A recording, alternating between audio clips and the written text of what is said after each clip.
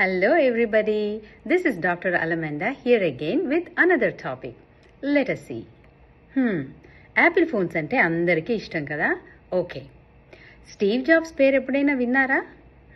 Apple founder. And then again Hollywood star Jennifer Aniston. And then let us see Leonardo da Vinci. అదేనండి, చాలా famous artist కదా. Okay, వీళ్ళందరికీ కూడా స్కూల్లో ఒక రకమైన ప్రాబ్లం ఉండేదంట. ఏంటో తెలుసా? ఏదైనా టెక్స్ట్ ఇచ్చి చదవమంటే చదవడానికి చాలా కష్టపడేవాళ్ళంట. స్పెల్లింగ్ టెస్ట్ పెడితే 0 వచ్చేదంట. ఏదైనా ఒక వర్డ్ ఇచ్చి చదవమంటే అది చిన్నదే సింపుల్ వర్డ్ చదవమంటే చాలా కష్టపడుతూ ఇలా చూసేవాళ్ళంట. WAS వర్స్ అనే వర్డ్ ఇచ్చి చదవమంటే SAW సా అని చదివేవాళ్ళంట. దీన్నే ఏమంటారో తెలుసా? డిస్లెక్సియా అంటారు. అయ్య బాబోయ్, డిస్లెక్సియా అంటే ఏంటి? ఇదేమన్నా డిజబిలిటీయా? ఎంత మాత్రం కాదండి. Dyslexia is a different way of learning. ఇంత పెద్ద ప్రముఖులు వీళ్ళందరూ ప్రపంచాన్నే మార్చేశారు. ఇలాంటి ప్రాబ్లము మన పిల్లలకుంటే బాధపడిన అవసరం అస్సలే లేదండి. ఓకే, దీనికి రెమెడీస్ ఏంటి, స్ట్రాటజీస్ ఏంటి, ఈ వీడియోలో నేను మీకు చెప్పబోతున్నాను. Dyslexia is our today's topic. As I said, dyslexia is a different way of learning. It is a gift. Okay?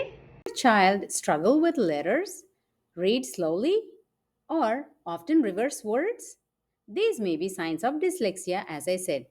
But parents, remember, dyslexia is not a lack of intelligence. With the right strategies like multi-sensory learning or giving extra time or encouragement, children with dyslexia can thrive.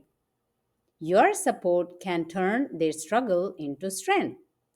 ఇందాక చెప్పినట్లుగా dyslexia అనేది ఒక gift వాళ్ళకి. అది వాళ్ళల్లో ఉన్నటువంటి ఒక gift.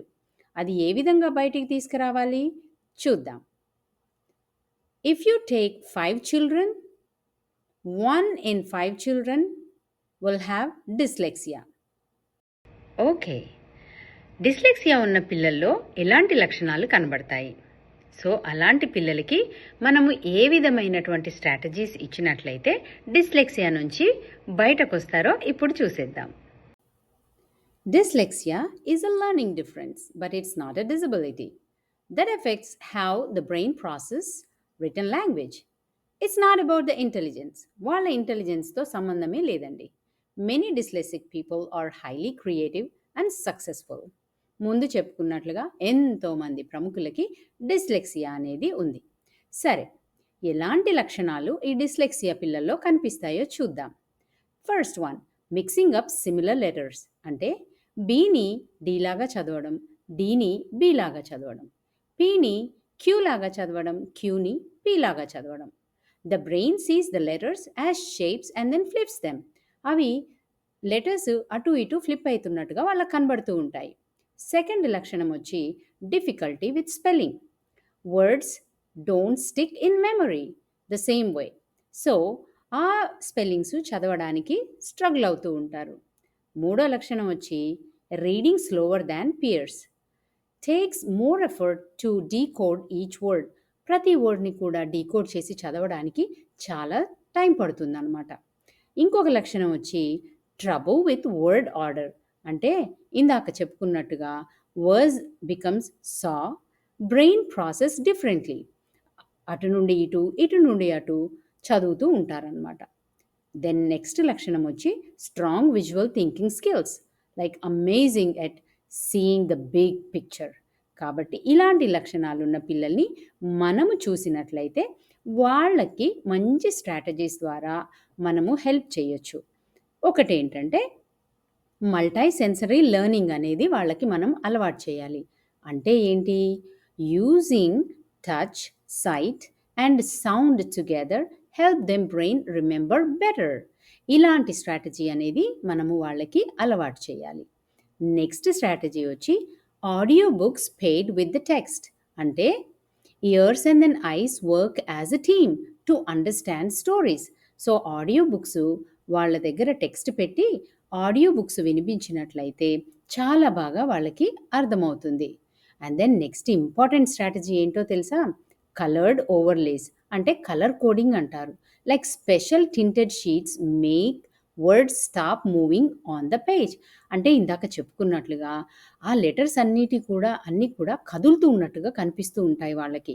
అవన్నీ కూడా ఈ కలర్ కోడింగ్ ద్వారా కదలకుండా ఒక దగ్గరే ఉన్నట్టుగా తెలుస్తూ ఉంటుందన్నమాట. వాళ్ళకి అనిపిస్తూ ఉంటుంది. నెక్స్ట్ స్ట్రాటజీ వచ్చి break the task into smaller chunks. అంటే ఒకేసారి ఒక టెక్స్ట్ పెద్దది ఇచ్చేసి చదవండిరా బాబు అని అనకుండా కొంచెం కొంచెంగా చిన్న చిన్నగా వాటిని చంక్స్ లాగా చేసి ఇది చదవండి, తర్వాత ఇది చదవండి అని చెప్తే చాలా బాగా వారు చదవగలుగుతారు.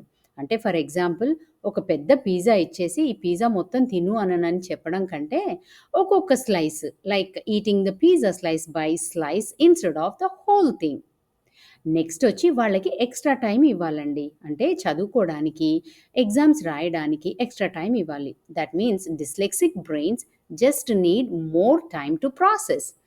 అందరు పిల్లలు ఒక్క పీరియడ్లో వాళ్ళు ఎగ్జామ్ ఫినిష్ చేసినట్లయితే వీళ్ళకి 1.5 పీరియడ్లో ఎగ్జామ్ ఫినిష్ చేయడానికి అవకాశం ఇవ్వాలన్నమాట. లాస్ట్ స్ట్రాటజీ వచ్చి టెక్స్ట్ టు స్పీచ్ టెక్నాలజీ. అంటే let the computer read while the brain focus on understanding. So ఇలాంటి స్ట్రాటజీస్ మనం ఇచ్చినట్లయితే పిల్లలు డిస్లెక్సియా నుండి తొందరగా బయటికి వస్తారు, చాలా బాగా చదువుతారు.